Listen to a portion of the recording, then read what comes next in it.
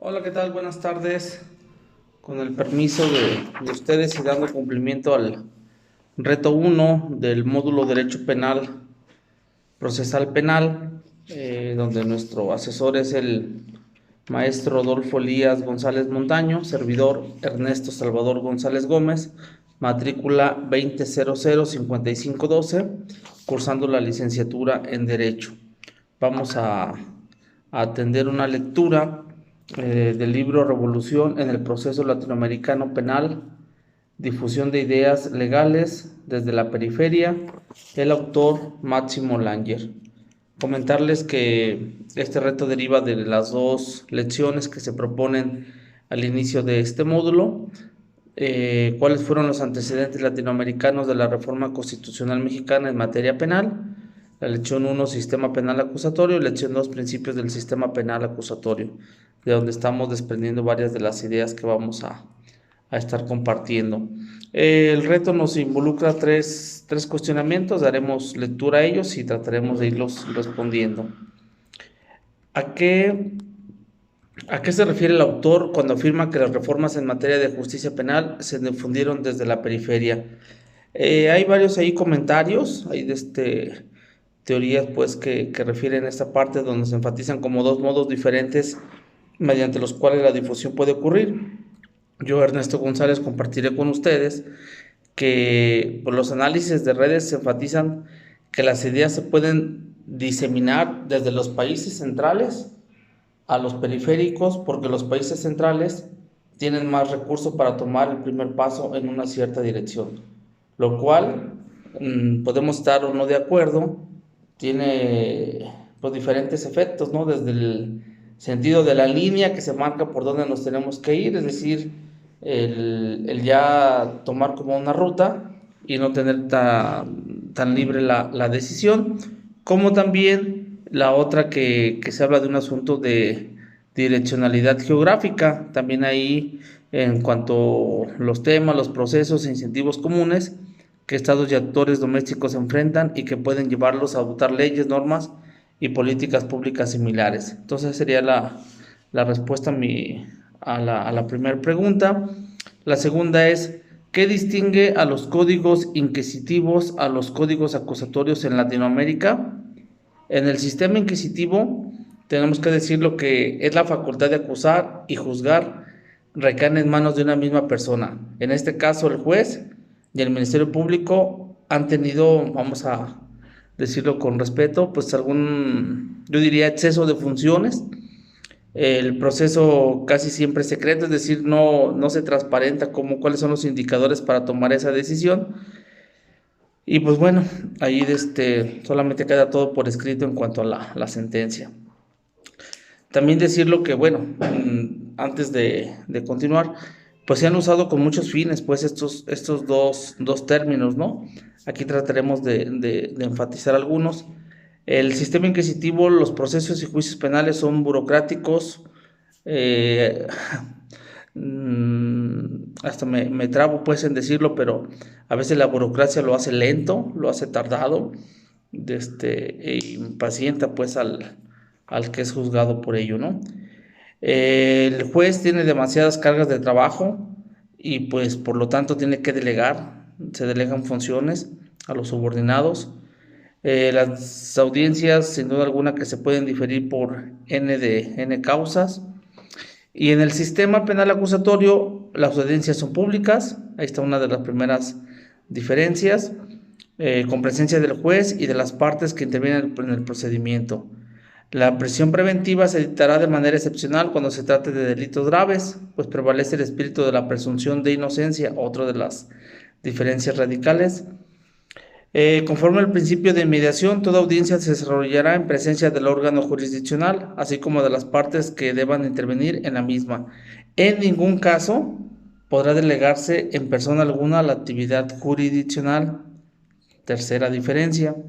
Solo de manera excepcional, una audiencia ya iniciada se suspende o difiere.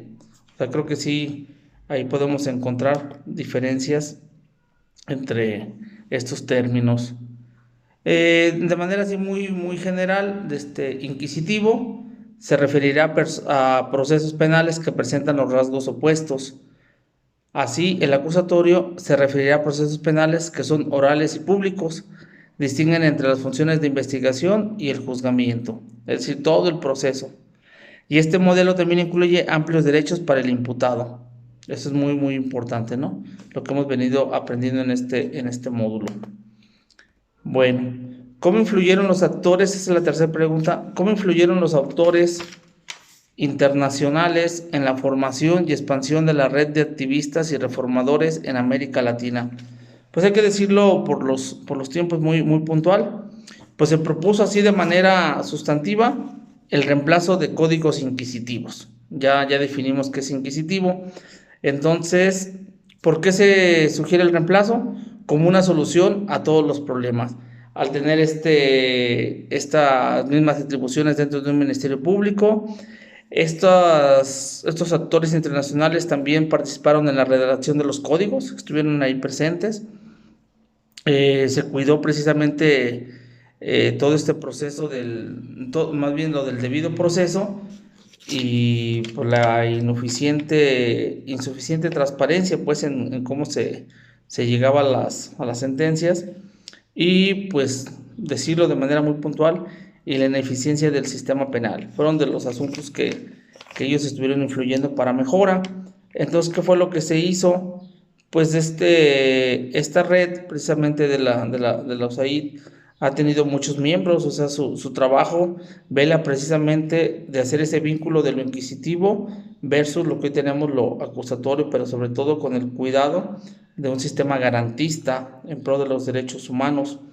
Entonces, la red es dinámica, se han puesto varios cambios, la gente puede estarse moviendo de un lugar a otro, no es homogénea, se comparten diferentes opiniones.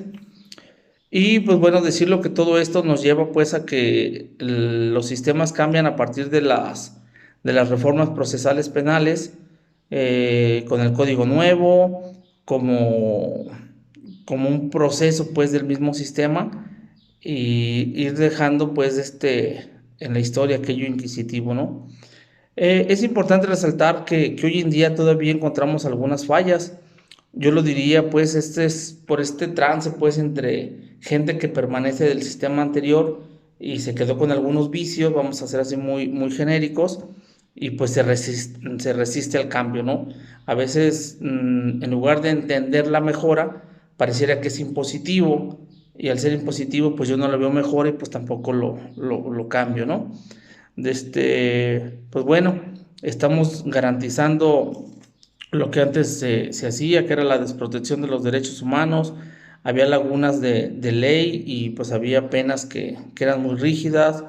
Hoy en día podemos estar viendo qué hacen las personas que laboran dentro del sistema, se les exhibe pues de qué es lo que hacen, cuál es su responsabilidad y no solamente estar delegando.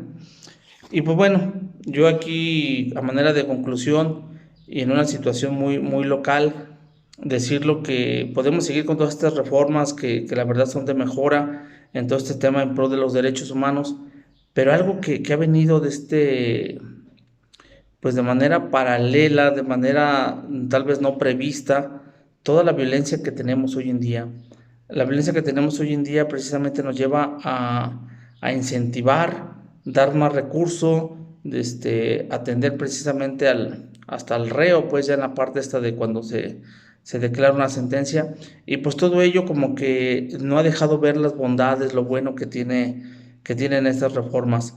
Yo creo que son, como conclusión, es una reforma totalmente integral. Estamos cuidando los derechos de la persona, todo eso del debido proceso, la presunción de inocencia, el hecho de tener ese acercamiento pues con las personas, yo creo que nos ayuda bastante, pero reitero, pareciera que una causa que no nos ha dejado ver bien esto pues son los asuntos de violencia. Gracias, es cuanto, muy amables.